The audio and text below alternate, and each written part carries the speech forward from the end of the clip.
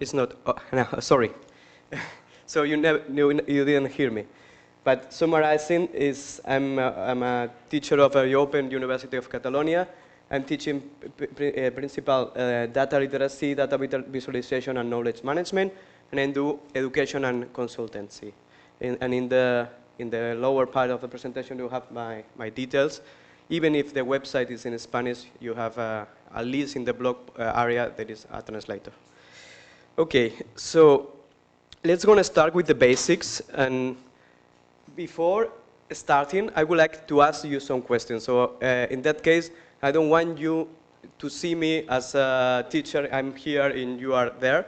It's like an open conversation between us. Okay? If I ask you what's an infographic, what will be your answer? In a word, on 2 words, or 3 words? Somebody has an idea? No? Visualization tool. An infographic is a visualization tool. Okay.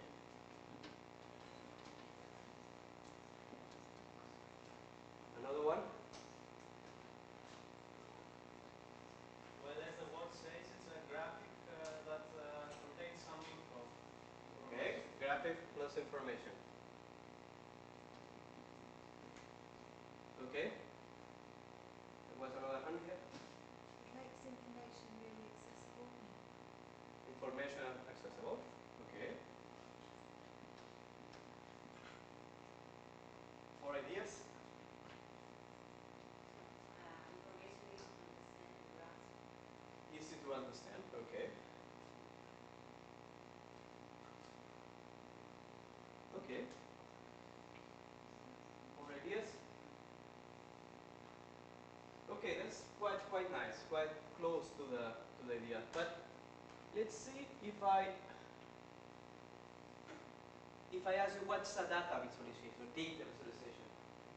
You see any difference between data visualization and infographic?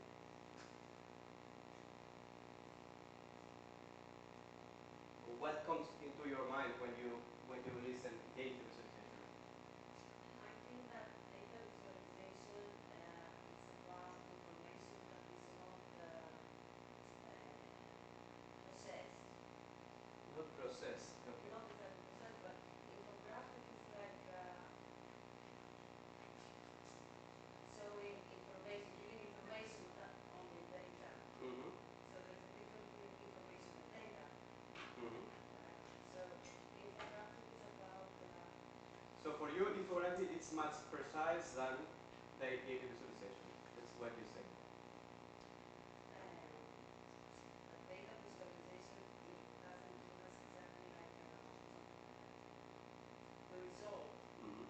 But the infographic gives us like the results of the data. Mm-hmm. Thank you. If it was put in my terms, I would think probably data visualization is more to do with traditional graphs and charts and Mm-hmm. the way we've always seen data as. Mm-hmm. Contrasting to an infograph, which is more modern in approach, using pictorial formats. Mm-hmm. Yes, it's more or less like this. So here we write down charts. Any other ideas about? Yes. In a nutshell, it's like data visualization is more countable data. It's easily countable. Yeah, but in infographics there is no contability. Countable data for you? I will explain you later, but I want to know your ideas. No, I will explain you the reason, the difference later, but I want to know your ideas. What is in your minds with these concepts? Because every time I see a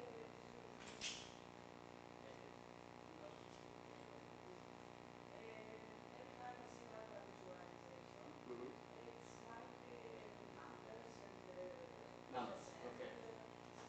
Okay. Okay. And if I ask you, have you made some infographics? Have you tried to make some infographics? No? Never? Strange. Because I don't know the educational system in Greece, but in Spain, when I was 6 years old, they made me some paper, big paper, and I have to write down a title and a subtitle, and to write down the process, how the wind is moving, some drawings and some connections. So this is more or less an ancient way of doing this infographic. Okay? And is it a new technique? Do you think is this a new technique?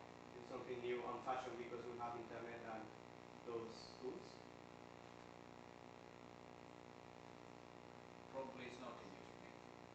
How old? How old? I think that it is from the caves. From the caves.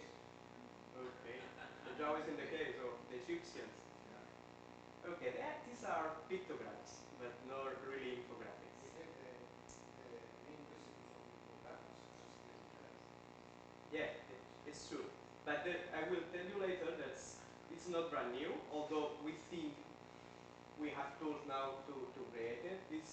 I have a video prepared with you of an exhibition made in Barcelona and Madrid. It's called Big Bang Data. And they explain in 5 minutes the 3 best cases in data visualizations and infographics. And it's about 300 years ago when everything started in an official way. So I will answer each one of these questions during the presentation, but I will like to know what is your background before starting. Okay? So some basics. In infographic, it's data, history or idea, and design. It's a combination of these 3 parts. So to make a good infographic, we have to have these 3 skills. Designing skills, data skills, analyzing, cleaning data, and journalist skills. The journalist, I think most of you are journalists, and you know how to make questions, and how to make a good title for presentation of this idea. So your story or idea contains data. This data converting in design is an infographic. This is a statement to start the presentation. Okay? Second thing, you have 2 infographics here. Which one you like most? Left or right? Which one like more left? 1, 2, 3, 4 people, 5 people. Which one likes more right? The rest.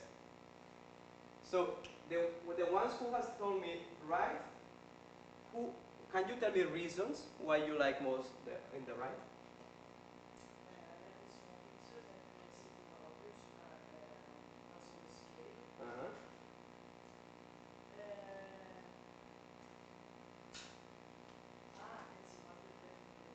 It's about the It's about the okay. most lethal animals. The most lethal animals. That's it. It's written in Spanish. Sorry, I didn't put it in English. But this is talking about the most lethal animals. There is sharks in the top, and there is mosquitoes in the bottom. So what you see on the right is a typical infographics. You have to have clear in mind that infographic is presentation and is explaining one history, but there is a number you have to keep in mind: 20 seconds. 20 seconds is the average time people spend in an infographics. Okay? So, in that case, there is a title and a subtitle, and in this part you have the fonts, where you find this data, where you get the data, and who has made these infographics. Here is the title. And here you have it, is like a bar, a chart. If you put it in a horizontal way, you will see a bar chart. So it's a design, and it's very clear, every category, because you see an icon. And an icon is a representation of the reality everybody can recognize. In the left side, there is an infographic trying to explain a process. But there is a title, and there is, in the footer, there is the owner and the fonts and so on. But it is very chaotic, and it's not quite easy to read. So we know which infographics we like, although we don't know how to make it. We have a clear sense of when it's well presented, when it's easy to read, when you can take your own decision after this, then you are creating a good infographic. Okay? And then I put you another example. This is an infographic of a map. There is one on the left and one on the right. Who likes more the left one? You? And who likes more the right one? The rest? Okay, it seems by here, it seems that the right is more clear, but I will tell you that it's not as it seems. Here, this is explaining the poverty in Brooklyn, in New York, and you have a header, and you have here the footer of where the sources of this information, and you have a comparison, a colors comparison. You can find out which areas of this neighborhood it's the rate of poverty is higher or not. But in the right side, if it's at the beginning seems more easy, but if you look careful, they are talking about the marijuana laws in United States, and you have a lot of icons here and here and here, and you have colors here, so you have a lot of legends you have to read to compare the information. So you are making the user to do extra job to memorize, to retain this information, to compare, and so on. So these are the ones that it seems very attractive at the very beginning, but at the very end are not so useful as it is. Because they are trying to contain so much information, and that is in a logos way, and that is not useful. Okay? So this is what I show you, is because sometimes even if we think it's more attractive at the very beginning, if we cannot understand the message in 20 seconds, we'll be not successful. Okay? So, before starting the data process, I want to tell you the difference between infographics and data visualization. They both are the same line. It's a graphic representation of information. But one is on the left side and the other one is on the right side. In the left side, we have infographic, that means presentation, that means explaining a history, that means most of the time is static, so you cannot click in any part of this infographic and the value change. And also means summarizing a history in 20 seconds. And in the other side, you have data visualization. And data visualization means dynamic, means exploration, and means context. You know the context of the information, so what you want to do is explore to extract your own conclusions. So you will spend more time in a data visualization, because it will be a dashboard, an interactive dashboard, and because of you know of the context, you don't want people to explain you the story. You want to find your own story. Okay? So this is the key point. This is why I asked you. So there is the data process is you have an idea, and then you look for data, or you have your own data, and you clean and analyze the data. And this is an iterative process. Perhaps you clean the data and you need extra data to empower this data. And then visualization is at the last part. And everybody is very fancy about data visualization tools like Infogram or whatever. But writing a visualization and drawing a visualization is only 20% of the time. 80% of the time you will spend here with data, cleaning and analyzing data. Okay? So I will then show you this video, and I would love you like it, because in this video it's explained in 4 minutes the 3 best cases of data visualization. And we will see that when you have a good idea, it doesn't matter if you have an internet or online tool. If you have a good idea, you have a graph to explain this idea, can be successful as well.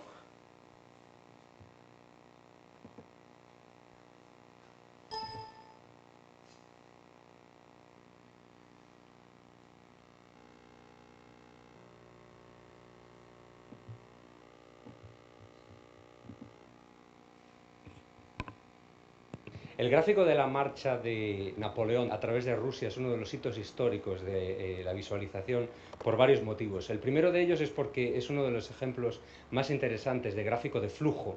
Hay dos líneas sobre el gráfico, una de ellas marrón y la otra de ellas negra, y el grosor de la línea va variando a medida que uno avanza por el mapa. Y eso se debe a que el grosor de la línea es proporcional al número de soldados en la campaña de Rusia de Napoleón Bonaparte a lo largo del tiempo. Es decir, Napoleón Bonaparte entró en Rusia e invadió Rusia a principios del siglo XIX con un ejército de más de 400.000 hombres. La línea marrón al principio de la secuencia es muy gruesa, porque es proporcional a esos 400.000 soldados. Él avanzó a través de todo el mapa y llegó a Moscú, llegó a ocupar Moscú, y en Moscú va a ver que la línea es muchísimo menor, porque claro, muchísimos soldados se le habían ido muriendo por el camino a causa de las diferentes batallas que él libró y también a causa del frío, porque se moría muchísima gente por frío. Y cuando llega a Moscú es cuando Napoleón se ve obligado a retroceder y va a ver que la línea entonces se vuelve negra, la línea negra representa el retroceso del ejército de Napoleón hasta Centro Europa, y va a ver que ahí la línea es mucho más fina. Y hasta el punto de que al final de la campaña, cuando Napoleón ya regresa a Centro Europa de nuevo, esa línea tan fina representa 17.000 soldados. Es decir, pasamos de 400.000 soldados al principio de la campaña a 17.000 soldados al final de la campaña. Es un gráfico también multidimensional. El gráfico también es un mapa, porque usted va a ver que hay ríos que cruzan las líneas. ¿Por qué Minar representaba los ríos? Bueno, en la guerra del siglo XIX los ríos eran puntos geográficos muy importantes. Cruzar un río era muy arriesgado para un ejército. Uno tenía que construir puentes, etcétera y tal, y eso era el punto o el momento que el ejército contrario solía elegir para atacarlo a uno. En el retroceso de Napoleón va a haber un punto en el que va a ver que la línea se reduce a la mitad. Y eso es porque ahí sucedió una batalla. Es decir, el mapa le ayuda a uno a identificar también cuándo hubo batallas. Y el otro motivo también es que, además de ser un mapa y además de ser un gráfico que representa el número de soldados, es un gráfico que también muestra las temperaturas a la hora de cuando Napoleón estaba retrocediendo. Va a haber en la parte inferior del gráfico una línea, eso representa las temperaturas relativas que tuvo que sufrir el ejército de Napoleón en su retroceso de Rusia. O sea, se dice generalmente que lo que venció a Napoleón en aquella guerra no fue el ejército ruso del general Kutuzov y otros generales, sino fue el invierno ruso, al igual que el invierno ruso también venció a Hitler cuando invadió Rusia en el siglo XX durante la Segunda Guerra Mundial.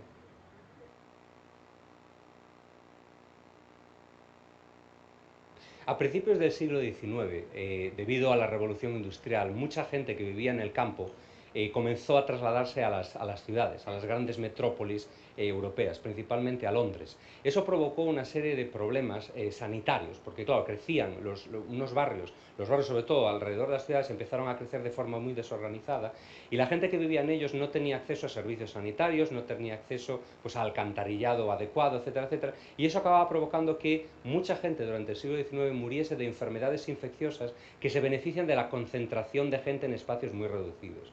La enfermedad que más gente mataba en aquella época era el cólera. John Snow, desde muy joven, se dedicó a tratar enfermos de cólera y había observado que la distribución de cólera, de los casos de cólera, en un espacio geográfico no era regular. Es decir, que había, uno se fijaba en cómo se distribuía el cólera y veía que en algunas casas pues había muchos casos y en la casa de al lado no había ningunos casos, y eso no podía ser si el cólera se transmitía realmente por el aire contaminado. Entonces él propuso la hipótesis de que el cólera se transmitía a través del agua. ¿Cómo lo demostró? A la mitad del siglo XIX, allá por el año 1853-54, se produjo un brote de cólera muy violento en un área muy reducida de Londres, en el barrio de Soho. Murieron más de 700 personas en un espacio muy reducido de tiempo, en un tiempo de 2 semanas más o menos. Fue a hospital por hospital registrando los nombres, sexo, edad y dirección de todas las personas que habían muerto en aquel brote de cólera. Y completó sus datos, es decir, hizo un trabajo de recopilación y de análisis de datos, completó sus datos yendo casa por casa también en la región donde se produjo ese brote. Y ahí él registró las muertes en el mapa por medio de líneas. Esas barras negras que usted va a ver en el centro del mapa no son realmente barras, son acumulaciones de líneas, una línea encima de otra. A medida que uno se va acercando al centro del mapa, la cantidad de muertes aumenta, hasta el punto de que hay un edificio justo en el centro del mapa que tiene una barra muy larga. Bueno, pues fíjese que ese edificio donde se ve esa barra tan larga está justo al lado de un pozo, lo que en el mapa pone water pump, a pump, ese pozo de agua. Posteriormente se descubrió que había sido contaminado por cólera. Entonces ahí John Snow realmente mostró esa relación entre concentración de casos de cólera y el acceso a agua potable que la gente consumía. Ahora bien, esto no es el único motivo por el que este mapa es extraordinario. Es extraordinario también por cómo John Snow se fijó en las excepciones. Fíjese usted que en la parte exterior del mapa, en regiones que están muy lejos relativamente lejos de ese pozo de agua, se registran muertes. Entonces, claro, si la hipótesis de Jon Snow fuese real, esa gente que vive tan lejos del pozo no tendría que haber muertos. Y al mismo tiempo, fíjese que va a haber algunos edificios muy cerquita de ese pozo de agua ahí en el medio, donde no hay ninguna muerte, absolutamente ninguna muerte. En las casas que están alejadas del pozo, lo que sucedía es que la gente que murió ahí, murió porque era gente que todos los días salía de su casa y por algún motivo pasaba por la calle Broad, pasaba por Broad Street, pues en su camino hacia el trabajo o hacia la escuela, pasaba por Broad Street y como era una época en la que hacía mucho calor, pues se paraba en Broad Street, se paraba en el pozo, en la bomba de agua, tomaba un poco de agua y se tomaba agua de Broad Street y seguía caminando. Ahí ya queda explicado esas excepciones a los datos. ¿Y qué pasaba en el centro? Bueno, pues fíjese por ejemplo que en el centro del mapa va a haber una casa que pone en inglés brewery, fábrica de licores. Aquello que había era una fábrica de licores, con lo cual la gente que trabajaba allá pues no bebía agua, bebía los licores, ¿no? Pero no solo eso, además tenían, que es lo más importante, tenían un pozo privado de agua dentro del edificio, es decir, las docenas de personas, de trabajadores de aquella brewery, de aquella fábrica de licores, no tomaban agua del pozo público, tomaban agua de su pozo privado. Florence Nightingale fue una enfermera muy famosa y con mucho poder en la Inglaterra de mitad del siglo XIX. Si usted conoce un poco la historia, sabrá que en la mitad del siglo XIX se produjo la guerra de Crimea. Florence Nightingale fue enviada a la guerra para organizar el trabajo en el principal hospital que trataban a los soldados británicos heridos durante la guerra. Entonces, durante la guerra, uno no se muere solamente por heridas de guerra, se muere también por enfermedades, se muere también por el frío. Y eso es lo que sucedía mucho en aquellos hospitales de la época. Florence Nightingale trató a muchísimos soldados que no se le morían por la gravedad de las heridas. Realmente las heridas no eran tan graves, era una herida en una pierna, una herida en un brazo, que no son necesariamente mortales hoy en día, pero en aquella época sí que lo era. Por ejemplo, hoy sabemos que un doctor que quiera tratar a un herido, pues tiene primero que lavarse las manos, ¿no? Cuando volvió a Inglaterra después de la guerra, decidió que iba a hacer campaña por la mejora de las condiciones sanitarias de los hospitales, porque ella había observado que, por algún motivo, si uno no se lavaba las manos, por ejemplo, antes de tratar a un soldado, pues el soldado se le moría, o si uno no se limpiaba bien, ¿no? Y entonces lo demostró de la forma siguiente. Creó varios gráficos en los que ella mostraba, primero, la comparación de mortalidad debido a diferentes causas. Ahí va a haber un gráfico que va a tener tres colores principales, azul, rojo y negro. El azul, que es la sección o la parte más amplia, representa las muertes que se deben a causas relacionadas con infecciones. La parte roja son muertes debido a heridas, directamente por causa de la herida. Y la parte negra son muertes por otras causas. Entonces, lógicamente, ahí está viendo en el gráfico ahora mismo posiblemente que la parte azul es gigantesca comparada con la parte roja o la parte negra, es decir, que se moría muchísima gente, mucha más gente por enfermedades que por heridas y tal. Bueno, pues con eso ella ya consiguió demostrar algo, ¿no? Que había una desproporción gigantesca entre una cosa y otra. Pero ella hizo algo más. Fíjese en el gráfico pequeño, en la parte izquierda, y va a ver que hay un momento en el que usted tiene un área azul que tiene más o menos este tamaño y de repente el mes siguiente el área azul se reduce a la mitad. ¿Por qué se reduce a la mitad? Bueno, pues que eso correspondió exactamente con el momento en que Inglaterra mandó una comisión sanitaria para cambiar las condiciones de los hospitales que trataban a los heridos en la guerra. Por medio de una representación visual de los números, uno de repente ve que algo sucede de repente y se reduce a la mitad la cantidad de muertes por infecciones, ¿no? ¿Por qué? Bueno, pues posiblemente porque uno cambió las condiciones sanitarias de los hospitales.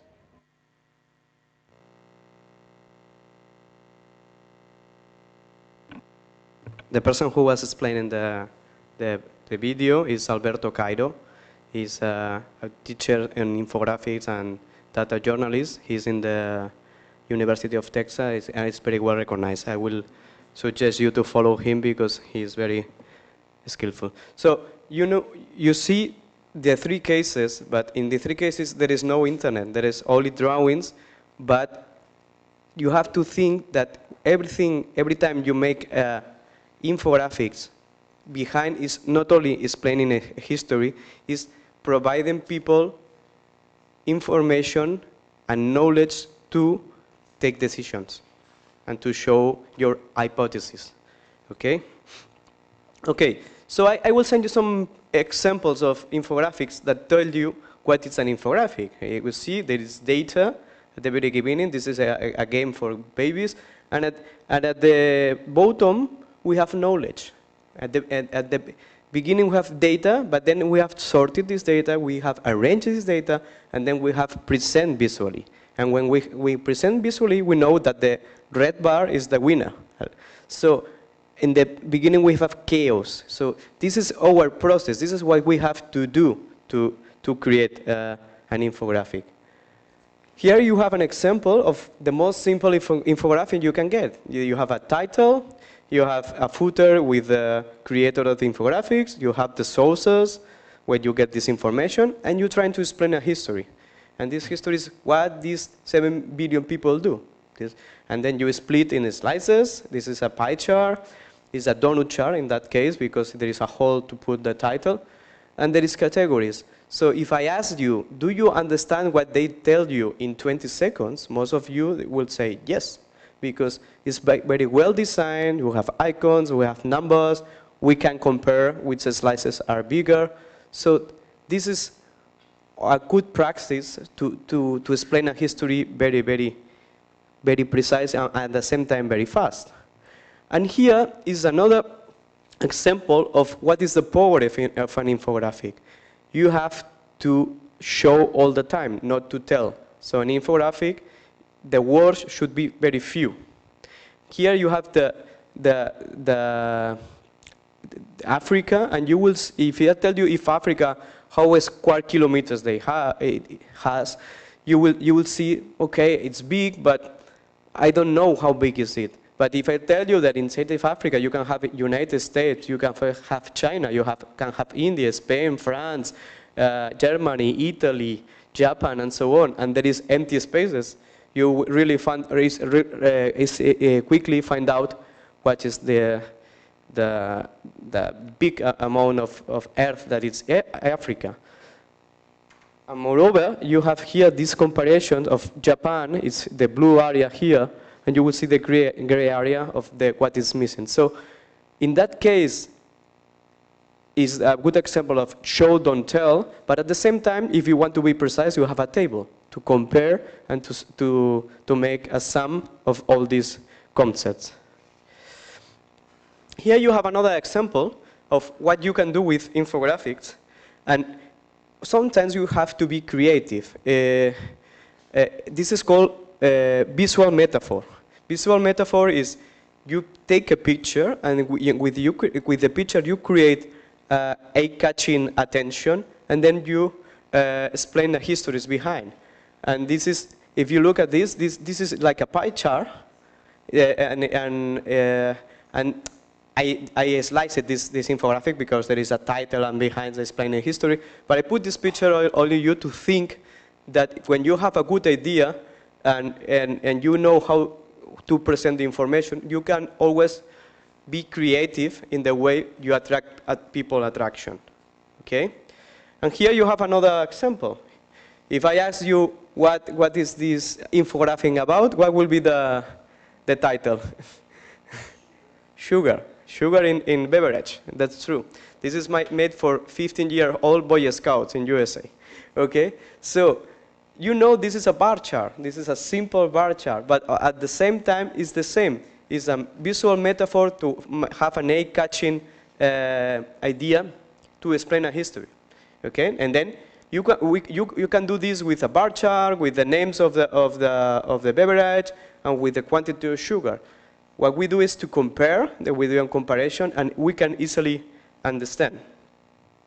And another example is even this case I tell you, because you know in Spain you also have crisis and people is looking for job, is curriculum vitae in infographical way. So how you can create a very impressive impression in 20 seconds, human resource department to get call. And this is a curriculum vitae of a Japanese man or a Chinese man that is in the area of design and multimedia. And he empower his skills in every of these programs. This is InDesign, this is Flash, this is Premiere, Illustrator, PHP. And you will see these pencils that is like a bar that tell you that he is skillful in design thinking and InDesign and Illustrator. So it's very fast to tell the recruiter what is the main thing. And here, I will leave this video for the end.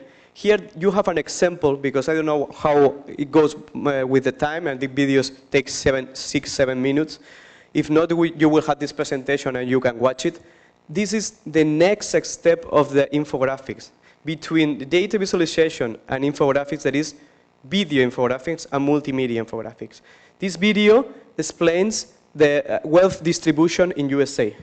So this is the next step, because you are not only creating a chart, you are animating this chart and explaining with voice and history.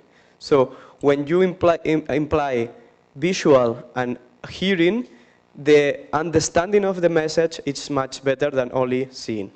Okay? But if we have time, I will put it later on. So now I'm going to talk about some reasons about why we like infographics. But the main reasons is because this is one word I listen in Spain. I don't know if this say in English, but it's infoxication, intoxication of information. Means we are in the digital area, we are in the networking society, that we have a lot of sources of information. And if I ask you, how many of you have Facebook, for example? What are the things you do in Facebook? What are the most contents you see?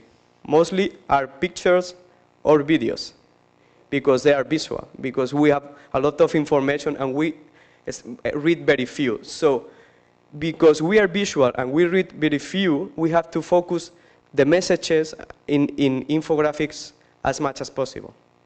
Okay? Because you have a lot of inputs of information, and when there is a lot of information to read, we put it away, we don't read it. We scan it in diagonal all the time, but we don't read carefully. So this is why infographics are interesting. The second thing is because they are easy to understand. If I give you a paper with text of, you can read in 3 minutes, and it's a subject you don't know about it, and I ask you an hour later, do you know how many percentage of this text you will remember? Tell a number.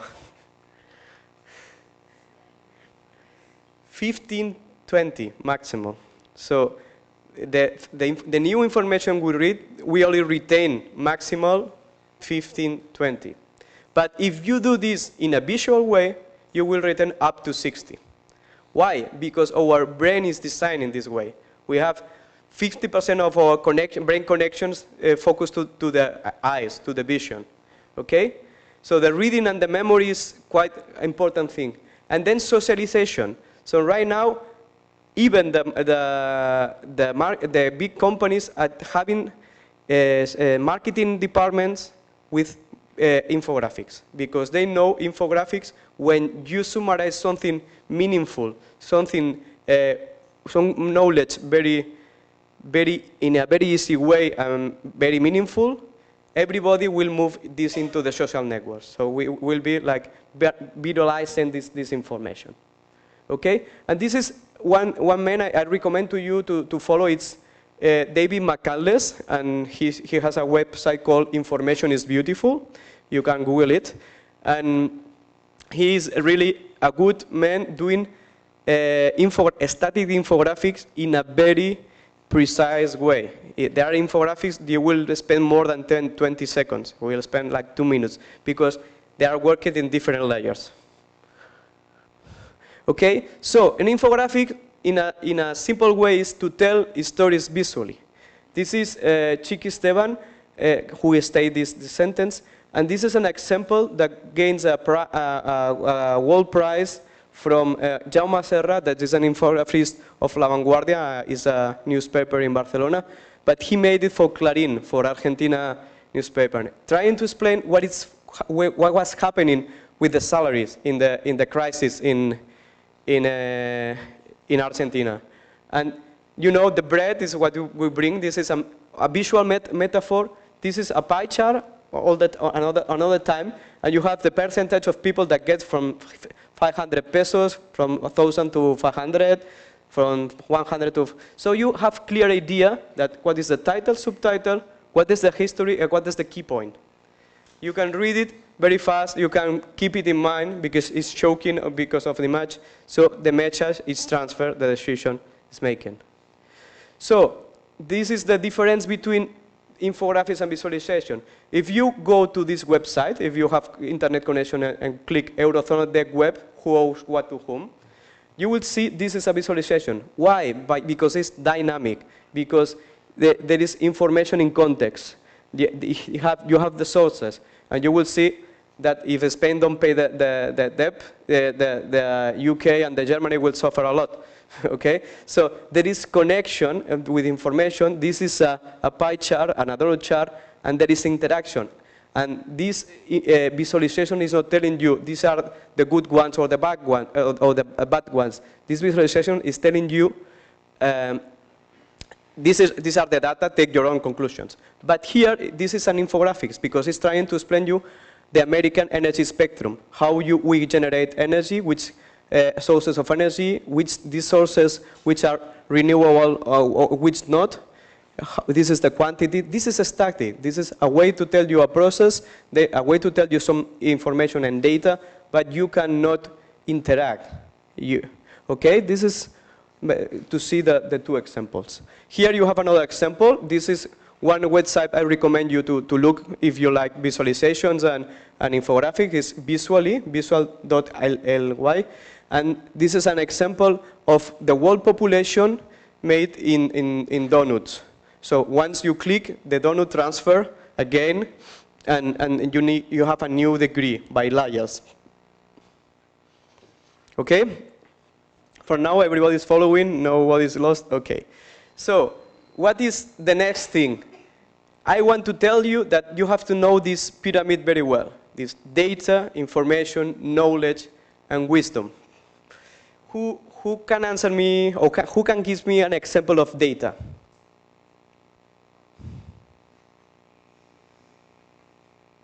What means data, for example? An example of data.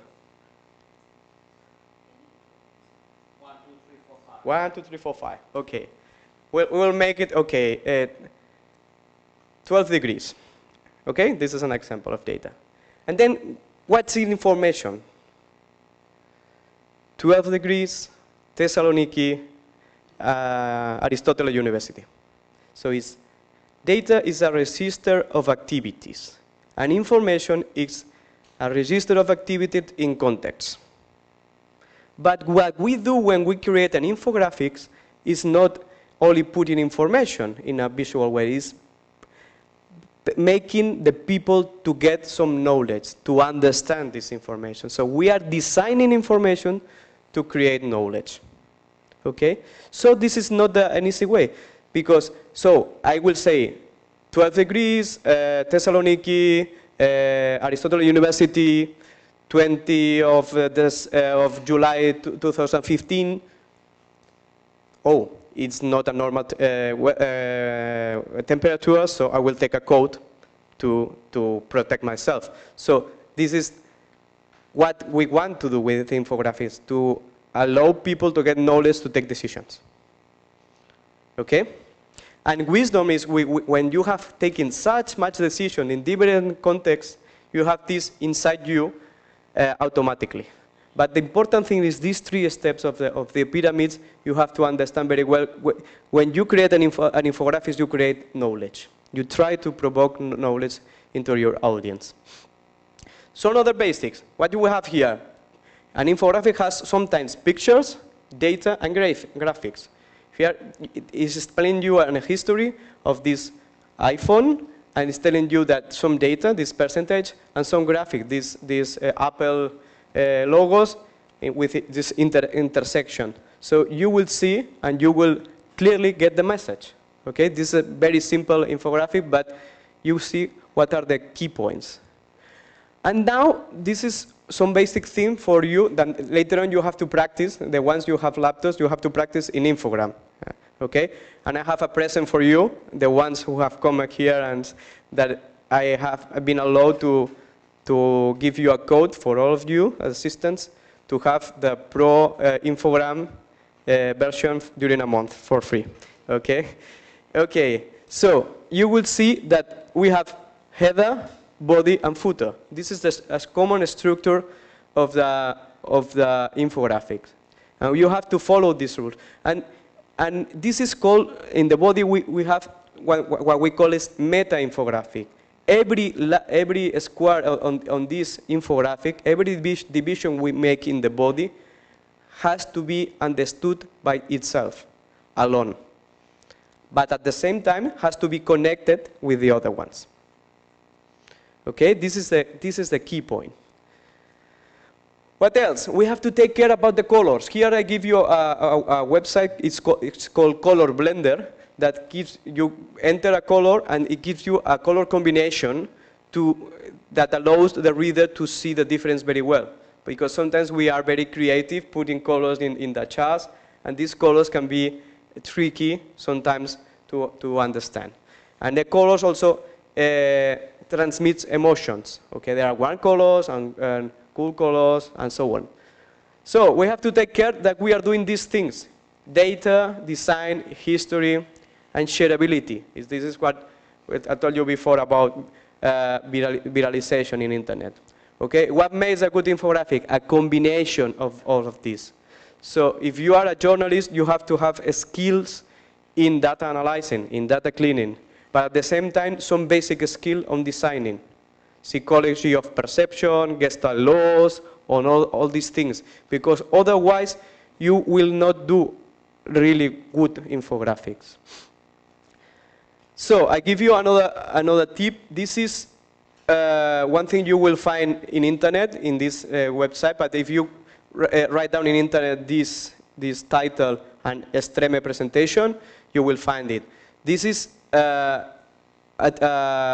a clue to think which chart you have to choose before you put a chart in an infographic. And the first thing you have to do is what you want to do. For example, I want to compare. Okay, over the time or among items? Over the time, okay. And with how many periods? Few periods or a lot of periods? Few periods.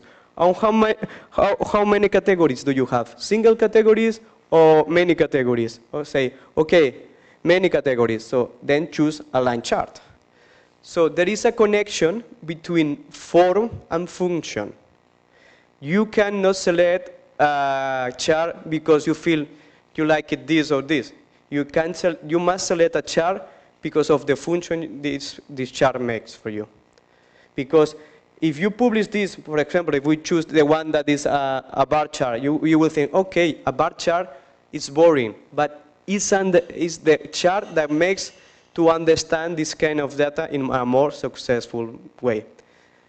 This doesn't mean that all your infographic is only a bar chart, but in that case, helps you to understand. So you also have to understand the relationship between data. When there is a relationship, a comparison, a composition, a distribution. So here you have some of the background behind this. I don't want to stand in this, but you have to really understand what is the relationship between data. And this is another website I will suggest you to keep in your favorites, because this is the data visualization catalog. This website is a very powerful one because you can look all the data charts you can find in internet. Once you click it, you will see the anatomy of this data chart, what is used for, which tools you can utilize, and you can select also by function. So if you don't know which chart, what you're going to do? Compare. Okay, I will compare with access or without access, with access. So you have a bar chart, an histogram, or whatever. So I would suggest that you read this before choosing any data chart. It's very, very powerful, and it's online all the time. And another thing is when you are creating an infographic and you want to make it static, that this infographic is in a GPG, for example, you have to take care that there are some limits in the viewing. So when you want people do more generic judgments in the data, you utilize these fonts. But when you want to be more precise with the data, with the static data, you have to use these fonts because these fonts are not precise for the eye. So this is William Cleveland and Robert McGill that did a study of human perception of charts. Okay. Here I give you some resources, some free resources to find icons, to find fonts, to find CSS also, and some tools to have color palettes and image resizing and optimizing. This is quite useful also when you are creating an infographic. So, before starting any infographic, we have to answer some questions. What do we want to communicate? What is the title of my infographic? Okay? Which relationship there is with the data? With what kind of data we have? Is there any relationship? Which charts do I have to choose? How many dimensions do we want to show? Because perhaps we have a lot of variables and we have to select these dimensions. And is there some time data? Because there is some time data. Probably our infographics will be a timeline data, a timeline infographic, sorry, or we will have to select some charts depending on time. And if there is any geographical data, because in that case we will have to select the maps, because the maps are really have longitude and latitude. Okay, so what I told you previously, show, don't tell. This is a drawing that says this is information, this is knowledge, which dots are connected, but this is wisdom, the dots, the important ones. Okay? In that case, you really understand very easily, but there is only 3 words. Okay? So show as much as you can. And also some basic rules, because in infographics, we will insert icons, index, and symbols. If I ask you what's an icon, what you tell me? Everybody has seen an icon when you go to the toilet, for example, in the door. Haralampus, what's an icon? A design to something. And a symbol? A symbol also is a design to something? Yeah? There's a hand over there.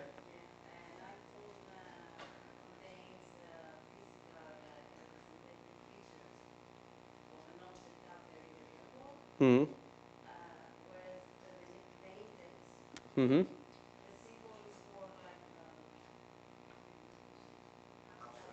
Abstract. That's true, that's true. So an icon is a representation of a reality. If I go with this drawing to people living in the outback in Australia, an aborigine in outback in Australia, and I show this picture of a man, he will recognize that it's a man. But a symbol is something associated with social and cultural things. Okay? If I make the drawing of the symbol of Nike, you will find out that it's Nike. But if I show this symbol to the aborigine in Australia, he will think it will be a boomerang. Okay? So you have to be careful when you utilize these things in your infographics, because sometimes, depending on the context, cannot be understood. And an index is a clue to make a connection between things. For example, if I have some smoke, people can connect, okay, there is a fire behind. Okay, it's a logical connection. So with these items, we play in infographics. Okay, the theoretical part for now, it's over. If you have any question, now it's time to ask before we follow on with the tools. Okay? So, the tools, I give you the most well-known tools in infographics. We will only practice in Infogram, but the top 5 tools are easily visualize, pick-to-chart, and Infogram. Mainly, Infogram and pick-to-chart are the ones that are gaining more market right now. Most of them are online, most of them are in the cloud, most of them are freemium, okay? Freemium means I give you something free, but if you utilize in a professional way, you have to pay, okay? But at least you can test it and so on in a free way. So there is non-cloud tools that you also can utilize if you pay the license. There is Illustrator, this is pay-on, this is Inkscape, this is vectorial also for creating infographics. But in that case, you have to have more design skills, okay? But you have another possibility not to follow the tools that we have chosen. And then now it's Infogram. So let's go to the part of practice, okay? So the first thing you have to go, so let me check if I can go to the website.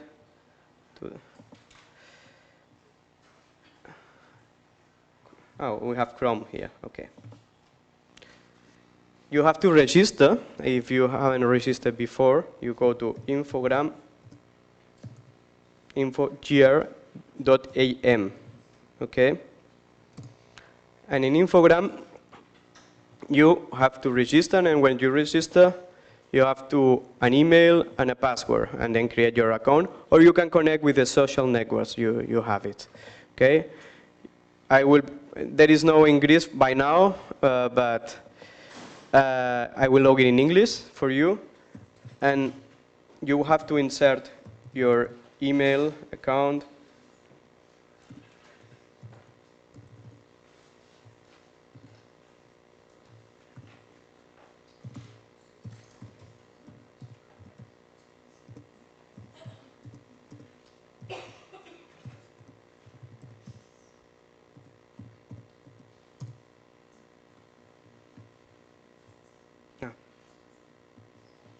Sorry.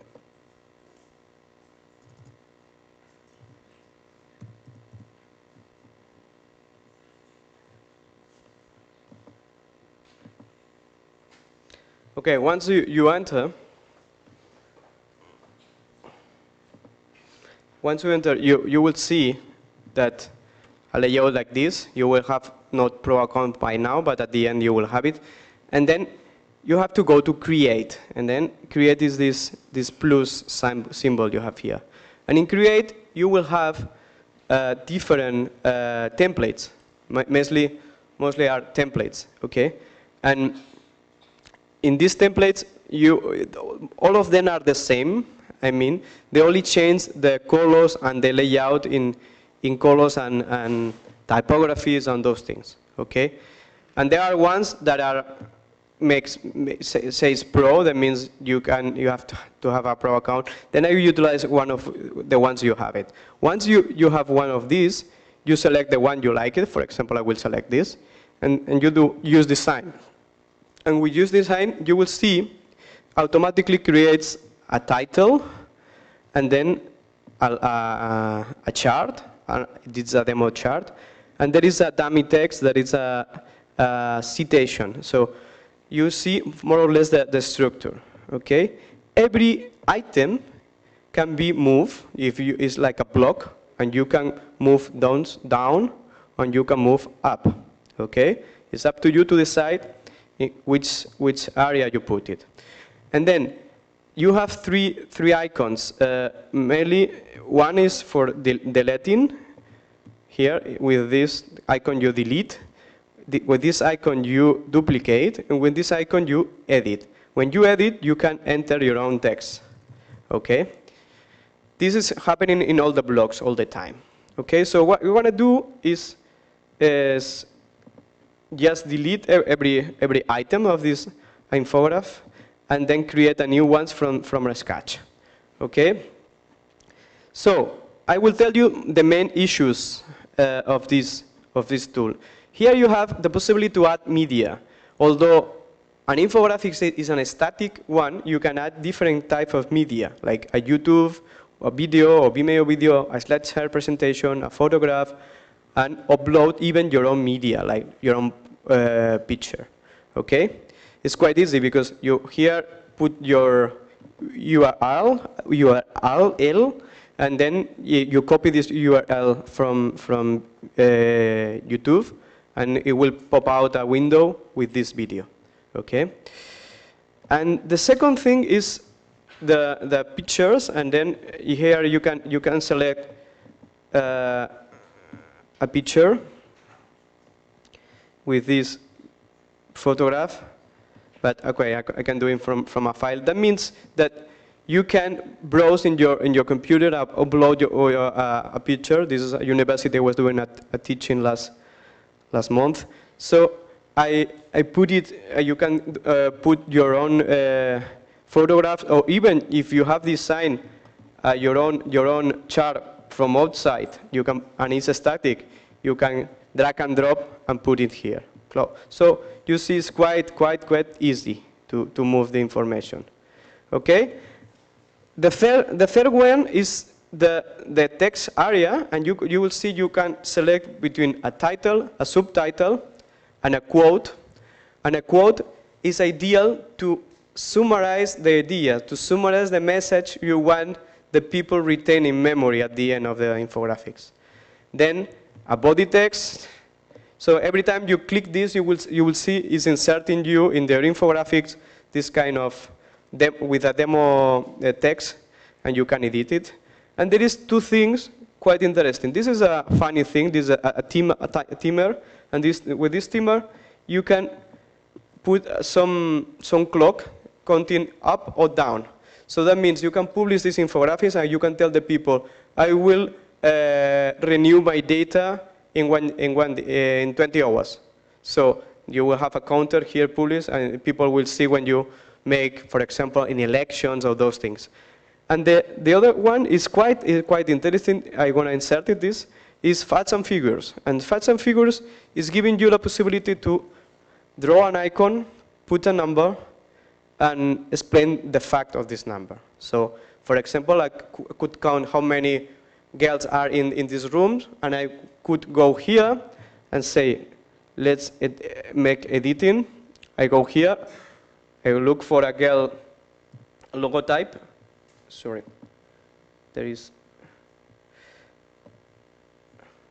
for a girl logo, I invent the number. For example, I write down here 12, and I will write down here number of women that are in the conference. So if I do this, you will see that my infographics has changed. So this is to summarize key points: logo, number, and sentence. Okay? This is the easy ones. But now it comes the most interesting ones, although this tool in a free way is very limited in maps. Okay, here you have maps. And maps, you can select in the free way from the world or from some countries. Okay? But you can, for example, if you insert from, let me say, from Greece, you will see, you will insert this map. You will see your country, and there is some colors. Okay, what's behind this map? This is an interesting thing. You can edit this map, and you will see some data behind. Okay, I imagine these data are the province inside the country. So if you change the values here, you will have, you can change the value manually. You will have the data in representation in this map. Okay. Also, you can play with the heat map. So you can play with one color only, and you can put some legend, and you will see that this map is really transformed, because right now we are seeing like a heat map. There is a light color from the lower values, and there is a thick color for the higher values. And this is created very, very fast. Okay, so once you can do the same with the world map. I have an exercise for you that you have to do is about the world population, and you can play with the world map if we have time. Okay, this is, yes.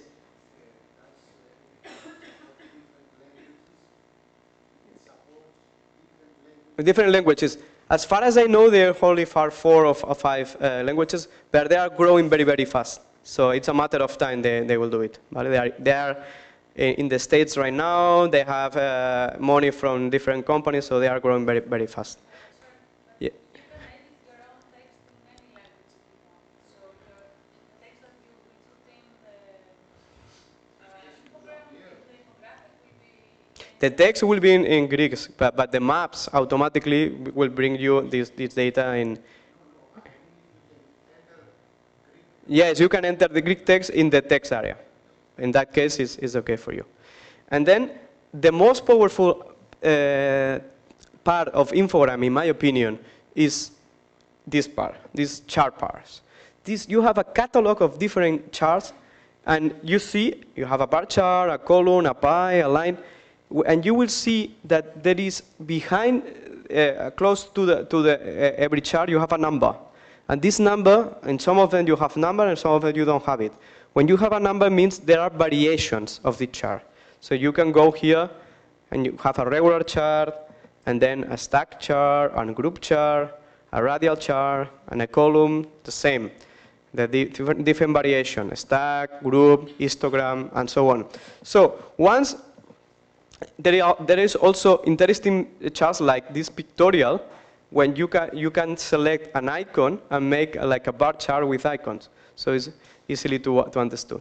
So let's play with this for examples, and we insert this tool, this chart, and you will see that automatically is inserting some data, and there is some holes at the top with years. So that means although you are seeing only one chart, there is 5 charts behind.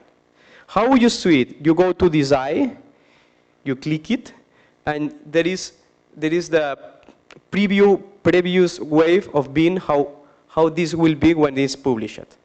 And here you will see we can interact with data. So although I told you at the very beginning that infographics are static ones, these tools is providing you some kind of dynamic in some way. Okay?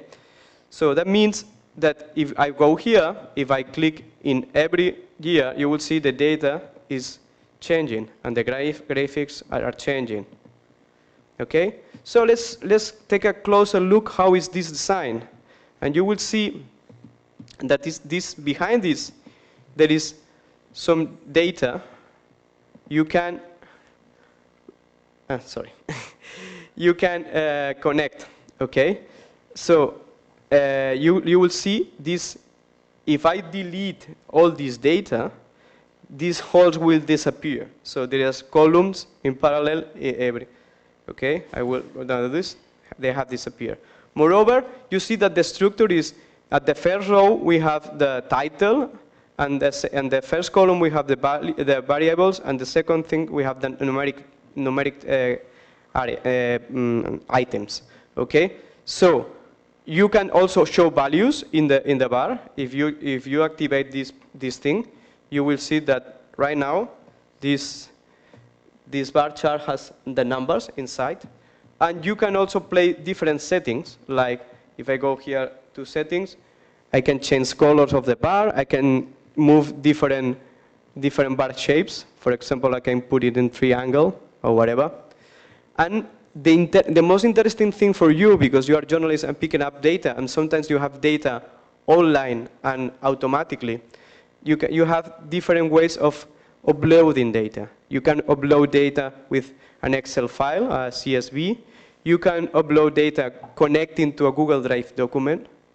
So a good thing you could do is, for example, write down in Google Drive a Google form, make the people fill information in this form, and then automatically it's creating an Excel file, a Google spreadsheet. If you connect this Google spreadsheet with this shape, with this chart, will be automatically change the values. And then these JSON files, okay? So you can also delete all the data. You can duplicate this data or you clear all this data. But you have to be sure once you copy your data here, once you insert your data here, there is no format. Like if you copy from internet, sometimes they have format. And there is following the same structure like the demo data. So the first row is for the titles and so on. Okay? So I have an exercise for you. So you have to go and create a short infographics with the most populated countries in the world, with the 10 most populated countries in the world. Okay? So what you have to do, for example, is go to Google, and if I write down Wikipedia most populated countries, you will see that Wikipedia has almost everything. And then there is here a huge table and so on, but no, it's Wikipedia world population, sorry, world population, because I found it like this. Well, and so I want you to practice and to show me afterwards what is the best chart to explain an infographic with the 10 most populated countries, like country name and population right now. Yeah.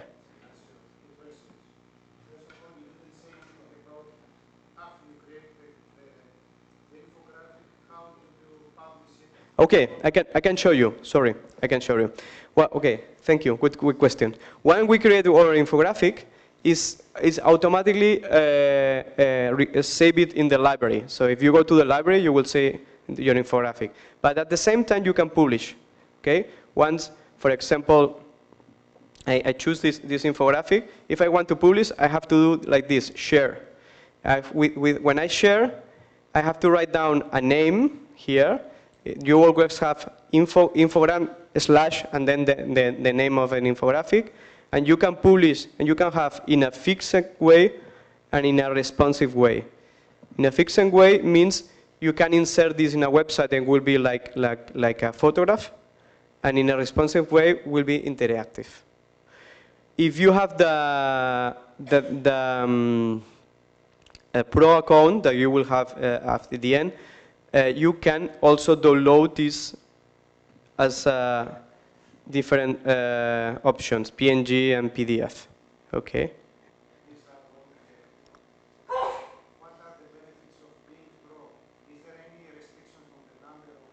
Being Pro, it has more all the maps of the world. This is very important thing, and even regions and so on.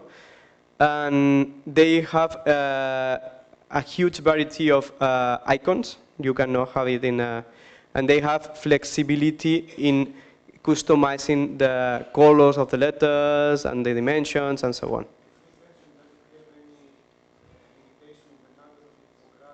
No, there is no limitation on the number of information. There is limitation of the number of pictures you upload, for example. There is 20, for example. So I would suggest to do this, to go Wikipedia world population, and then you can go here. Oh, I don't know if you have the same Wikipedia, yeah.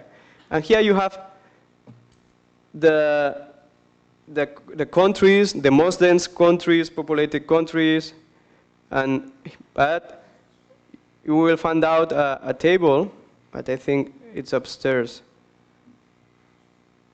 This table is the table of the 10 most populated countries. Okay, so I will show you how to create this in a fast way. Okay. One thing you can do is, okay, you copy this data and you try to insert it in the Excel file behind the chart. But you will see there is some format things and the commas are not easy. So you can copy it. But in a very fast way, I can enter one moment to my account. You can go and you can go to, for example, to Google Drive and make an import HTML form, and take this data and put it into an Excel file. If you connect this data with the Google icon in the infogram, you will have this data updated automatically. The second thing you can do is to copy this data of the world population and try to clean it, for example, in Excel, and leave it like CSV. And then if you upload it, you have this file all the time. So the exercise is you to practice and tell me which is, in your opinion, because it's quite easy to create a chart here. And if I don't like the chart, I can delete it. If I like another chart, I can add it, and the chart is below. So and later on, I can move it. So I want you to practice and to tell me which is the best way to show this. A map, a bar chart, a pie chart, a tree map. I also suggest you to check this tree map, because it's quite interesting way to show proportions like in a different way. And I give you 5-10 minutes to practice this. Okay? I will be between you if you have some questions.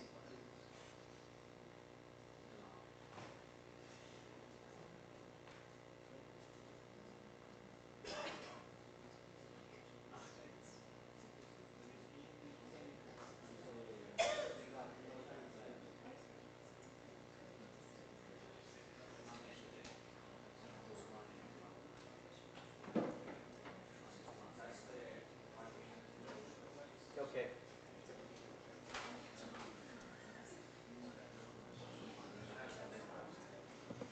So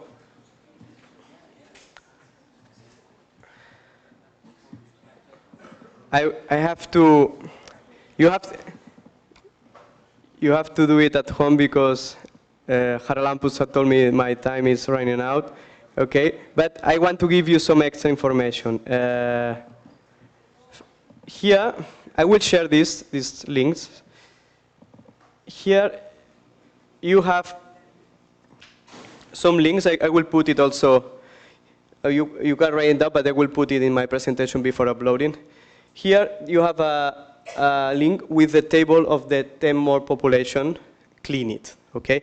And if you go to this link, you will see I have done this with an import, okay? This is an import HTML code formula that gives you this data automatically. Here, if you want to play it, I had some formula for you to pick up some data, and here you will have your answers. So the idea is, when you pick data like name, age, or which is the last country you have traveled, you have to think about what you show in the infographic. So you have two ways to pick up your own data, fill the form, and then play with the answers. And the final things is, here I show you two things. Here is the code. If is this Ignasi Alcalde friend with the underscore behind, if you put this when you go to upgrade, when it's the paying thing, it says you have a code. If you put this code, you will have the pro account during, I think it's 2 months. Okay? And my presentation is in this link, in ialcalde.es/Ignasi Alcalde Foster PDF. Okay? And that's all I want to tell you. And yeah, sorry. The important things, okay. Let me go to the end. This is the code, and this is the PDF.